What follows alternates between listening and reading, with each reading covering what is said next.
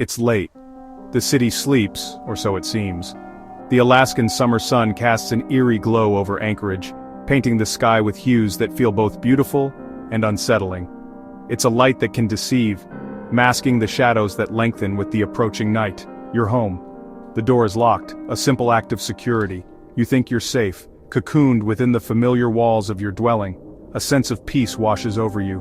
But what if the danger is already inside, lurking just beyond the threshold of your awareness?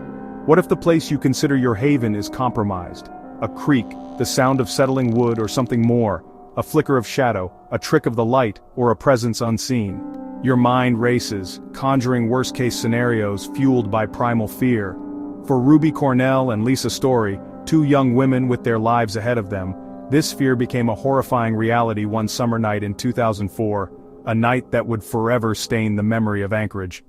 Friends and roommates, sharing the joys and struggles of early adulthood, they lived in a modest fourplex on Spenard Road, Anchorage, a quiet street that belied the darkness that would soon descend, a place meant to be their sanctuary, a haven from the world outside. But that night their home was invaded, the illusion of safety shattered in an instant, and their lives were stolen in a brutal, senseless act, leaving behind a void that could never be filled. Anchorage is a city of contrasts, a place where the rugged wilderness meets the conveniences of urban life. Wild beauty, breathtaking landscapes that stretch as far as the eye can see, hidden dangers lurking beneath the surface of everyday life, and people seeking new beginnings, drawn to the promise of opportunity and a fresh start. Ruby and Lisa were part of this tapestry, two vibrant threads woven into the fabric of the city, working, socializing, building a life together, brick by brick. Dreaming of the future, filled with hopes and aspirations, unaware of the darkness that awaited them. They had no reason to suspect that their lives were about to be irrevocably altered. A predator would slip in and vanish, leaving behind a trail of devastation and unanswered questions. Leaving only silence and questions, a haunting echo in the empty spaces where their laughter once filled the air. We're left to piece together the fragments of that night, searching for clues in the aftermath of tragedy. Haunted by what they might have seen or heard, the terror they must have felt in their final moments. Their story is a chilling reminder of how fragile safety can be, how easily it can be shattered by the intrusion of evil, and how evil can strike at random, leaving a community reeling in disbelief and grief. It began with ordinary routines and ended in horror, a stark contrast that underscores the unpredictable nature of life, shattering two families and a community, leaving behind a legacy of pain and loss. The silence on Spenard Road still holds a secret, a heavy weight of unanswered questions, waiting for someone to give it a name, to bring closure to a case that has haunted Anchorage for far too long. This is the story of a crime that refuses to be forgotten, a wound that continues to fester in the heart of the city, a mystery that lingers in the midnight sun, casting a long shadow over the land, and a darkness that still echoes in Anchorage, a reminder of the fragility of life and the ever-present threat of violence. The silence remains, demanding answers, a plea for justice that cannot be ignored. July 2, 2004. A seemingly unremarkable date, soon to be etched in the minds of many. Ruby and Lisa were winding down for the weekend, enjoying the quiet comfort of their shared space. The work week was done, and the promise of a relaxing weekend hung in the air. Their apartment, nestled in Anchorage, Alaska, was their sanctuary, a place to unwind and be themselves. Lisa, a dedicated office manager, and Ruby, a friendly face at a local retail store, were close friends. Two young women navigating life together in the unique landscape of Alaska, sharing dreams and supporting each other. That night, a male friend paid them a visit, adding to the easygoing atmosphere. They chatted about their lives, laughed at shared jokes, and excitedly made plans for the upcoming 4th of July celebrations, anticipating fireworks and festivities. Nothing seemed out of the ordinary. It was a typical Friday night filled with friendship and laughter. Their friend eventually said his goodbyes, leaving around 11:30 p.m. The apartment settled into a peaceful silence. The layout of their home was simple and familiar, a comfortable living room flowing into the kitchen, two cozy bedrooms, and a shared bathroom, a layout that fostered a sense of closeness. They felt secure within those walls, a haven from the outside world. But their sense of safety was a cruel illusion, a fragile shield against the darkness that was about to descend. The killer didn't need to force his way in, he possessed a key, not one that belonged to Ruby or Lisa, but a duplicate, a silent betrayer. As the city outside slipped into the embrace of a quiet night, the predator, cloaked in darkness, entered their home silently, unnoticed.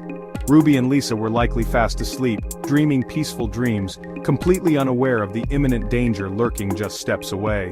The intruder moved with a chilling and deliberate purpose, not driven by greed for valuables but by a sinister desire for them. The night transformed from ordinary and peaceful to something horrific and unspeakable. Their sanctuary, their safe haven, became the stage for a terrifying nightmare. The city outside slept soundly, oblivious to the horror unfolding, but inside those walls, evil was unleashed, its dark work beginning. By the time morning arrived, nothing would ever be the same for anyone involved. The horror had begun, leaving an indelible mark on the lives it touched.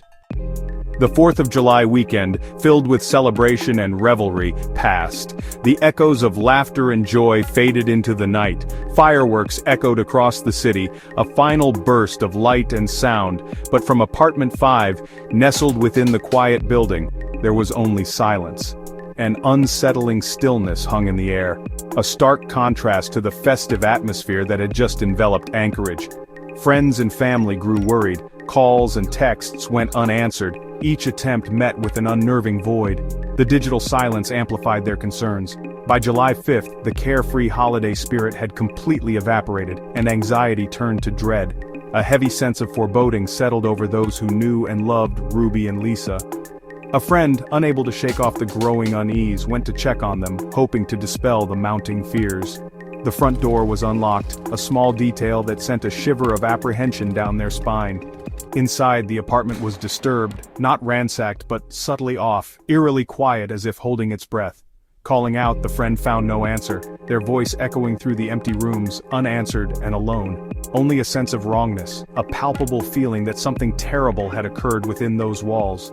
Down the hallway, in the bedrooms, the source of the unease awaited, the horror was revealed, a scene that would forever haunt the memories of those who saw it. Ruby and Lisa were found murdered, their lives violently extinguished. Brutally, in the place they should have been safest, their sanctuary turned into a scene of unimaginable violence. The 911 call shattered the holiday calm, its urgency cutting through the lingering festive atmosphere. Police arrived, sirens wailing, transforming the building into a crime scene, a focal point of fear and investigation. Detectives saw immediately, this was no robbery gone wrong or a domestic dispute spiraling out of control. The violence was extreme, far beyond what would be expected in a typical crime, the motive unclear, leaving investigators baffled and the community terrified.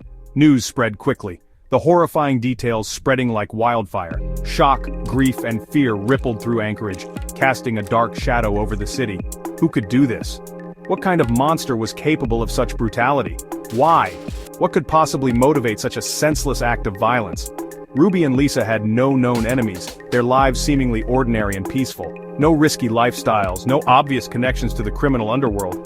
The randomness was terrifying, the idea that such a thing could happen to anyone. A predator could strike anyone anywhere, shattering the illusion of safety and security. Their lives were stolen, their futures erased in a moment of unspeakable violence. And a city was left in fear, grappling with the knowledge that evil could lurk in the most unexpected places. The investigation began, a race against time to find the killer and bring them to justice. But answers were scarce, the truth buried beneath layers of mystery and unanswered questions. The silence of Spenard Road deepened, a chilling reminder of the lives lost and the darkness that had descended upon the community. Investigators found a crime scene full of contradictions. The victims were bound and assaulted, the violence personal and controlled. Yet there was a strange calm, no sign of panic, only methodical cruelty. Adult toys, foreign to the victims, were arranged on a bed, brought by the killer, suggesting premeditation. A set of unknown keys was found near the door, another mystery. They didn't fit the lock, nor belong to anyone known. In the bathroom, the killer had washed his feet, leaving a wet tub and a footprint. Was it to avoid tracking evidence, or a ritualistic act? Each clue deepened the mystery, painting a portrait of a calculated, chilling predator. The killer left behind more questions than answers. Despite his efforts, the killer left behind his DNA, a powerful clue. Investigators were hopeful. DNA could unlock the case. They ran the profile through CODIS, the national database. No match. The killer wasn't in the system. Police collected voluntary DNA samples from every man connected to Ruby and Lisa. Friends, exes, neighbors, workers. Dozens came forward, but every test was a dead end. The killer's DNA remained unidentified. A ghost in the system. The investigation stalled. Was he a stranger, a random predator? The DNA was a perfect trace, but the face remained blank. The possibility grew. The killer was a total unknown, someone who crossed their path for one horrific night. The city waited, haunted by the knowledge that a murderer was still out there. The DNA was both a clue and a taunt. The shadow's trace lingered, demanding justice. With no DNA match, the investigation spiraled into a maze of dead ends. How did the killer get a key? Police tracked down former tenants, property managers, and a maintenance man with a suspicious past. He became a person of interest, but his DNA didn't match. Theories swirled. Was it a crime of opportunity, or was the killer a stalker hiding in plain sight? Years passed. The case grew cold, files thickened, and new detectives tried fresh eyes. The DNA was rerun through CODIS, always with the same result, no match. The labyrinth had no exit. Families waited, trapped in limbo. The mystery endured, unsolved.